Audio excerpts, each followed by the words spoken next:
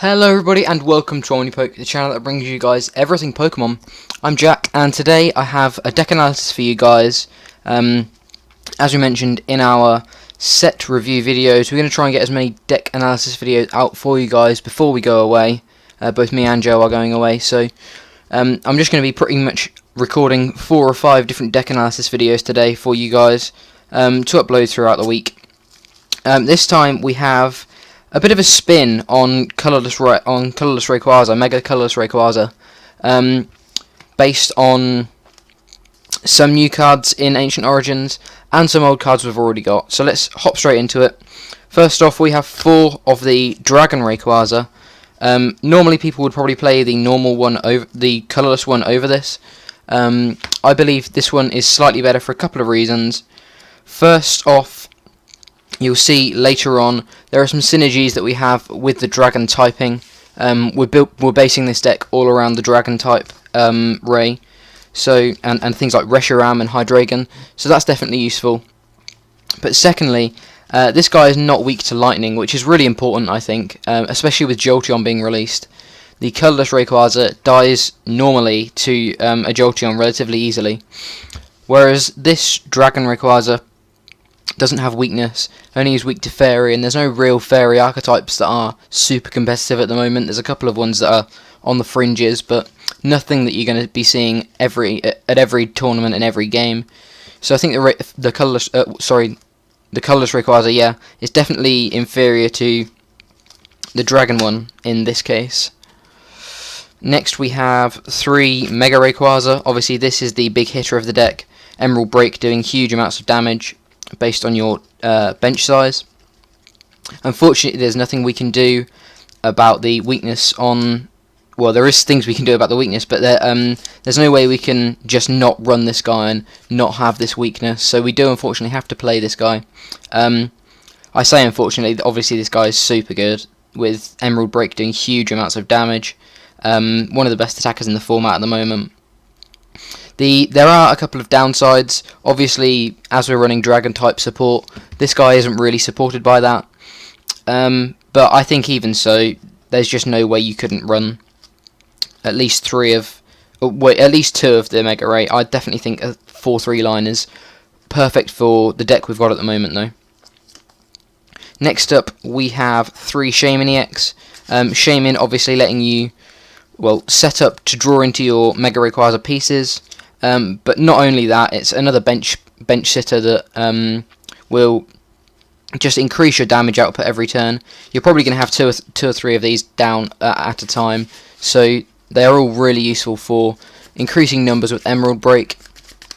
With the next card we're going to talk about, Hooper, this guy I think gets even better because, especially with the sort of setup we're running, because you can Hooper for so many really good combos. So yeah, Shaymin's definitely really important. I wouldn't go up to 4 just because, 1, we've lost Lysander's trump card, which makes decking out a new, a possibility you can now deck out. But secondly, I don't think you really need 4. I think the deck has enough draw power without 4.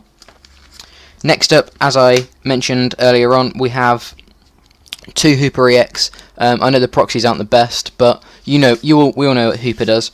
Hooper letting you search for 3 EX Pokemon. A lot of the time you're just going to be going Shaymin, Mega Ray, and Ray.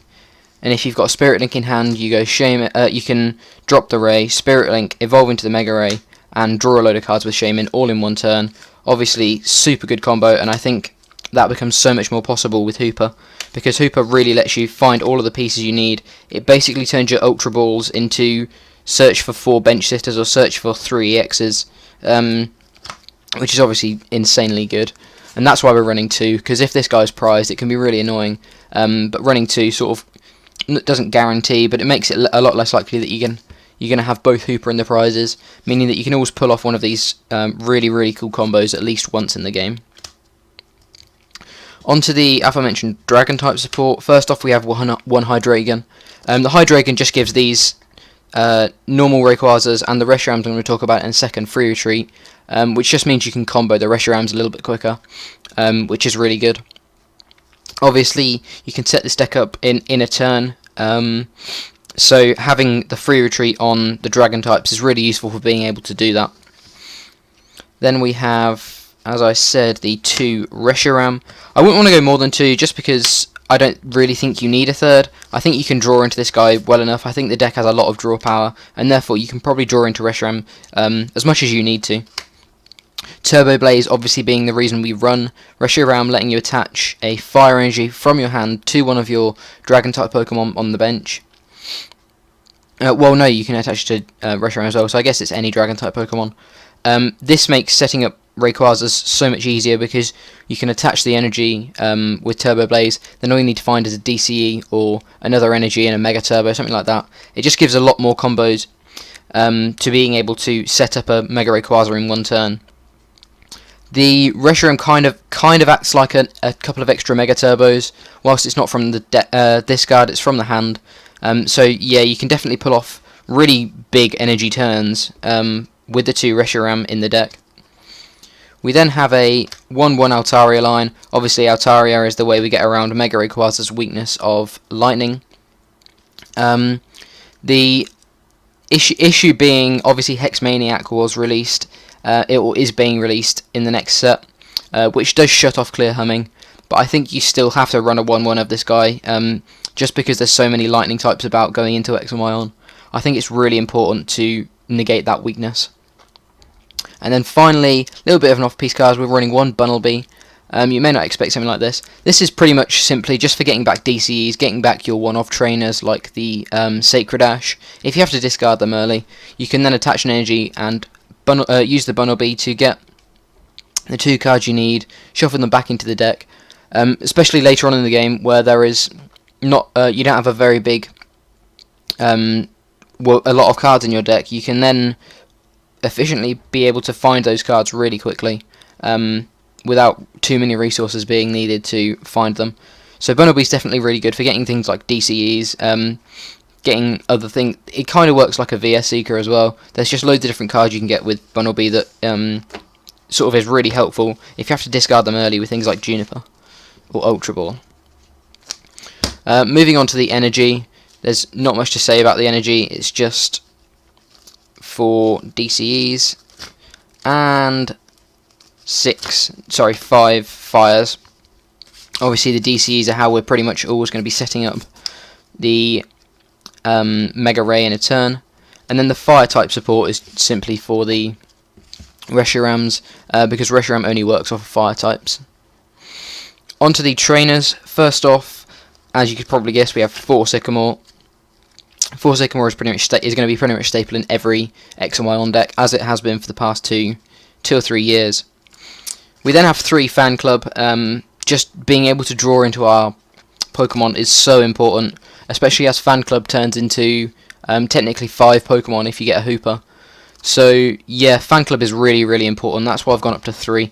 I initially played 2, but I think the 3rd is important just for being able to make sure you have it in the early turns to pull off these really big combos with Hooper, and be able to sort of get all the pieces you need to start setting up quick turns in regard of getting a 1-turn or a Mega Rayquaza set up in 1 turn. We then have 2 Lysander, again just really, really resourceful. Most decks are running 2 now.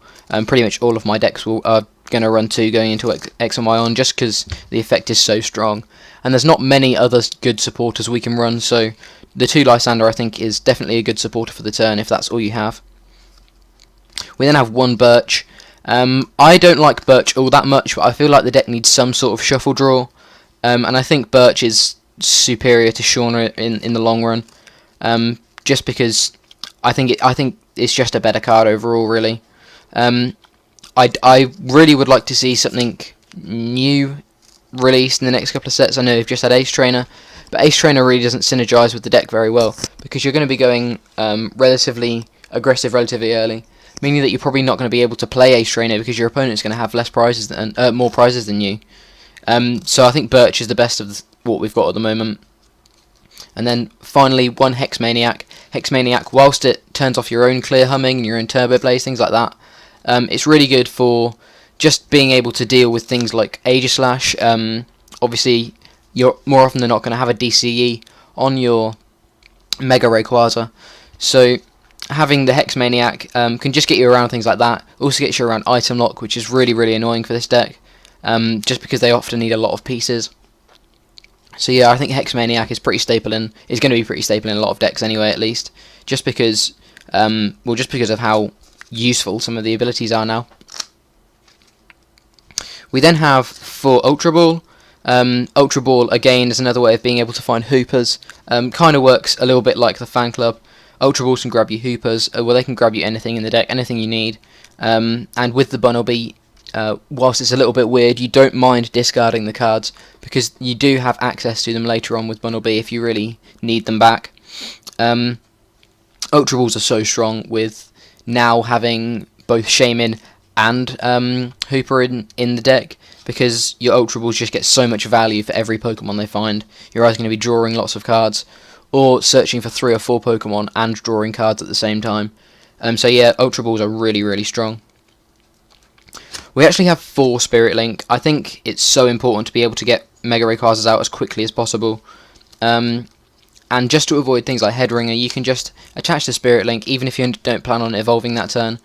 I haven't seen too many lists floating around X and Y on Ys that are running any sort of Megaphone. So the 4 Spirit Link can safely be played, and a lot of the time they're not going to be Megaphoned off in favour for something like a Headringer. Sometimes that will happen, and it will be a little bit sad, but unfortunately that's just the way sort of Megaphone is.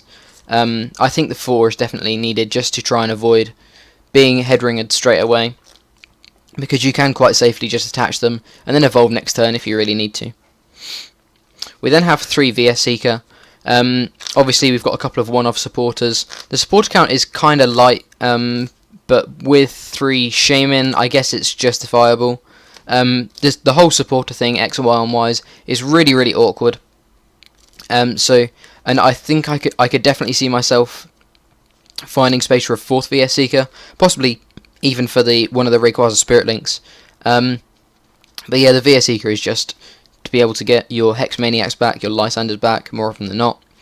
Be able to consistently Sycamore each turn. Obviously, everyone knows how good the VS Seeker is, so I don't really feel I need to justify it too much.